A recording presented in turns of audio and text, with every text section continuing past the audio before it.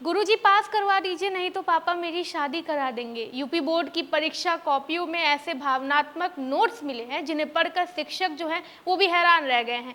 किसी ने गरीबी की मजबूरी बताई तो किसी ने आगे की पढ़ाई छूटने का डर बताया, किसी ने अपनी बीमारी का हवाला दिया तो कुछ ने शादी रुकवाने तक की गुहार लगा दी।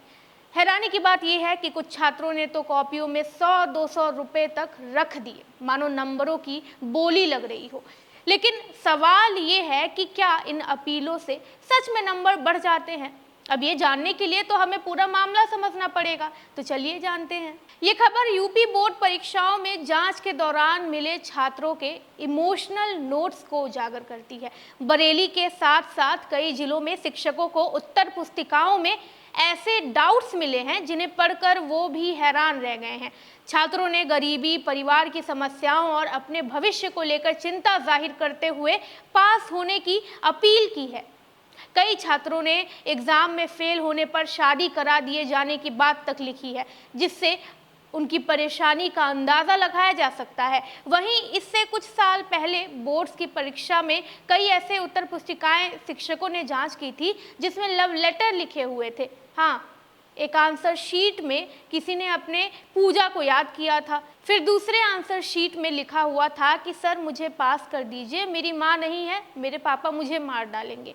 अब इसमें से कई मामले ऐसे भी हो सकते हैं जिसमें वाकई में छात्र छात्राएं मजबूर हों, किसी वजह से वो पढ़ाई ना कर पाए हो, लेकिन इस तरीके से पेपर में लिखने से, अपनी लाचारी व्यक्त करने से कोई फ़ायदा नहीं होगा। क्योंकि अगर कोई भी काम उन लोगों के लिए किया जाए या कोई भी कदम उन बच्चों के लिए उठाया जाए तो ये सीधे सीधे उन बाकी बच्चों के साथ नाइंसाफ़ी होगी जो बहुत मेहनत करते हैं अपने परीक्षा में अच्छे नंबर लाने के लिए। बरेली के एक मूल्यांकन केंद्र यानी इवैल्यूएशन सेंटर में हाई स्कूल की एक छात्रा ने अपने आंसर शीट में लिखा था कि उसके माता पिता दिल्ली में मजदूरी करते हैं और वो अपने नानी के पास रहकर कठिन परिस्थितियों में पढ़ाई करती है। उसने टीचरों से गुहार लगाई कि उसे पास कर दिया जाए क्योंकि वो पढ़ाई जारी रखना चाहती है।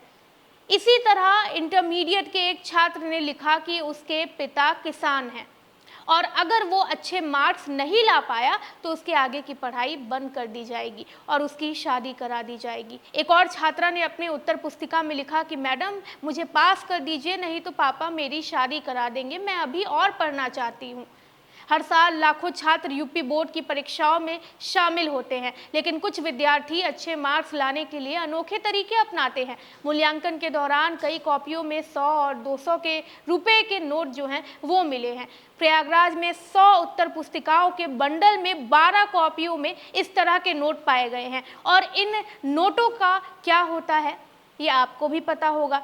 या तो शिक्षक इस नोट को चोरी छिपे रख लेते हैं या तो ये जो है किसी सरकारी संस्थान में चला जाता है, लेकिन कॉपी जांचने में कोई भेदभाव नहीं किया जाता है। वहीं गोरखपुर से भी एक खबर आई है जहां एक छात्र ने उत्तर पुस्तिका में आशिकी 2 फिल्म का पूरा गाना लिख डाला।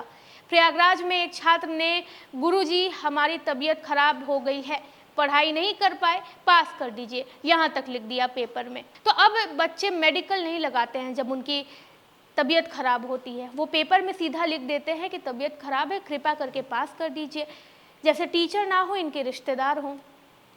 शिक्षकों ने बताया कि इस तरह के भावनात्मक नोट्स हर साल उत्तर पुस्तिकाओं में देखने को मिलते हैं, लेकिन मार्क्स देने का आधार आंसर शीट की गुणवत्ता यानी कि एक्यूरेसी होती है, उस पर निर्भर करता है। मतलब आप जितना सही लिखेंगे उसके हिसाब से ही आपको नंबर दिया जाएगा। बेफजूल की चीज़ें जो भी आप करेंगे उसके आधार पर नंबर देना ये पूरी तरीके से गलत होता है और ये होता भी नहीं है। पता नहीं इतने सालों से क्यों चलता आ रहा है ये जो प्रक्रिया है, जब इस तरीके की चीज़ें जो हैं वो टीचर्स खुद प्रमोट नहीं करते हैं। वहीं यूपी बोर्ड के सचिव भगवती सिंह ने ये साफ कर दिया है कि उत्तर पुस्तिकाओं में की गई जांच पूरी तरह से निष्पक्षता से होगी और किसी भी छात्र को भावनात्मक अपील के आधार पर कोई मार्क्स नहीं दिया जाएगा। उन्होंने बताया है कि कॉपियों में मिलने वाले पैसों को सरकारी राजकोष में जमा करने के निर्देश दिए गए हैं, यानी जो कोशिश हो रही है छात्रों के द्वारा उसके असर जो है वो टीचर पे नहीं दिख रहे हैं और ना ही टीचर पिघलने वाले हैं और पैसा जो भी है वो भी चला जाएगा।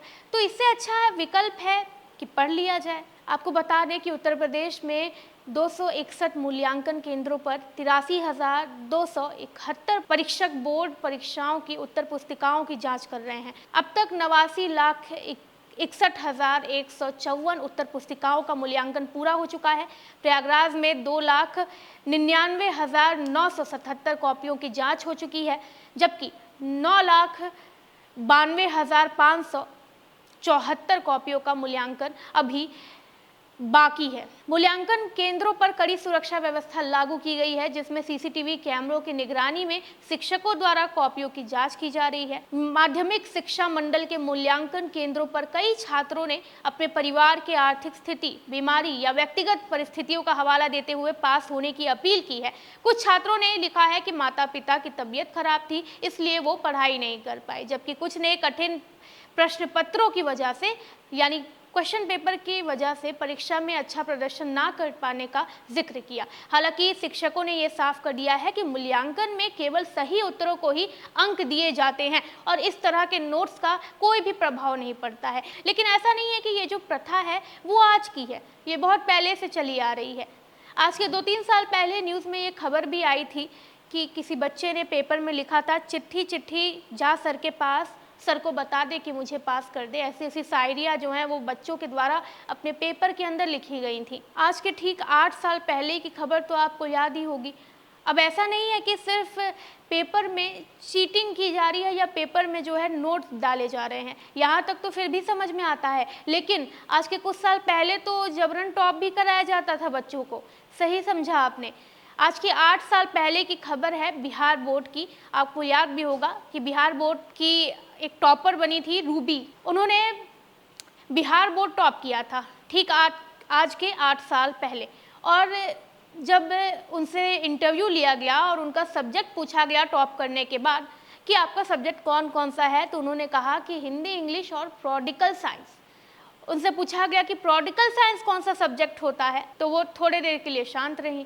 उसके बाद से उनसे पूछा गया, अच्छा होम साइंस भी तो आपका सब्जेक्ट है, होम साइंस में क्या होता है? उन्होंने जवाब दिया कि होम साइंस में घर बनाते हैं। तो बच्चों का ये जो पेपर में पैसा देने वाला सिलसिला है वो तो आपने देखा ही होगा, लेकिन इस तरीके की चीज़ें भी होती आ रही थी। लेकिन हाल फिलहाल अब सरकार की जो है वो कड़ी निगरानी है इन सब चीज़ों पे, तो ये जो टॉप कराने वाला सिलसिला है वो काफ़ी हद तक जो है इस पर लगाम लग चुकी है, क्योंकि अब जो है आगामी दिनों में जो है वो ऐसी खबरें नहीं सुनाई देती हैं कि किसी ने टॉप कर दिया और उसे किसी और चीज़ की नॉलेज ना हो। और सोचिए वो जो बच्चे हैं जो मेहनत करके उस साल परीक्षा उन्होंने दी होगी और फिर इस तरीके की छात्रा ने टॉप किया है जिसे ये तक नहीं पता है कि होम साइंस में होता क्या है, तो फिर उन बच्चों पे क्या बीती होगी। और वो सवाल जो है प्रशासन से कर रहे होंगे या शिक्षा व्यवस्था से कर रहे होंगे कि आखिर कितनी कमज़ोर है आपकी व्यवस्था कि इस तरीके की चीज़ें आपके नाक के नीचे से हो रही हैं और आपको पता तक नहीं है। लेकिन अब जो है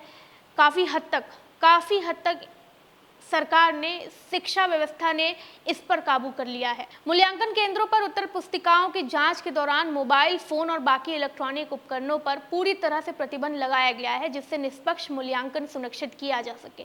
शिक्षकों ने बताया है कि कॉपियों की जांच मेरिट के आधार पर की जा रही है और केवल उन्हीं उत्तरों को अंक दिया जाएगा जो प्रश्न के अनुसार सही होंगे। यूपी बोर्ड परीक्षाओं में हर साल इस तरह के भावनात्मक अपील वाले जो नोट्स हैं वो मिलते हैं, लेकिन शिक्षकों और अधिकारियों का कहना है कि परीक्षा प्रणाली निष्पक्ष होती है ताकि छात्रों को उनकी मेहनत के आधार पर अंक मिले।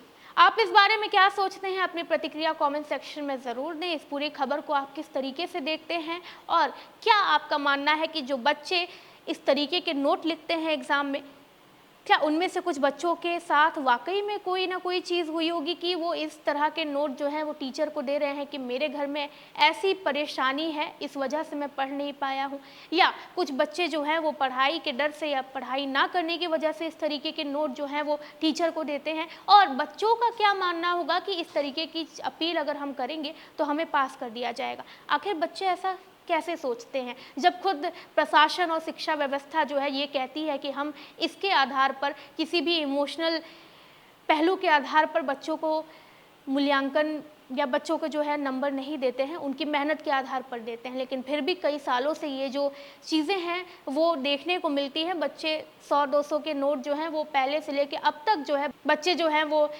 अपने पेपर में डाल देते हैं ये सोचकर कि वो पास हो जाएंगे। और क्या कभी ऐसा हुआ होगा कि किसी बच्चे ने पैसे दिए होंगे पेपर के अंदर और उसे उस पैसे के आधार पर या उसके परेशानी के आधार पर किसी टीचर ने पास किया होगा, तभी जाके ये जो प्रचलन है वो चलता आ रहा है।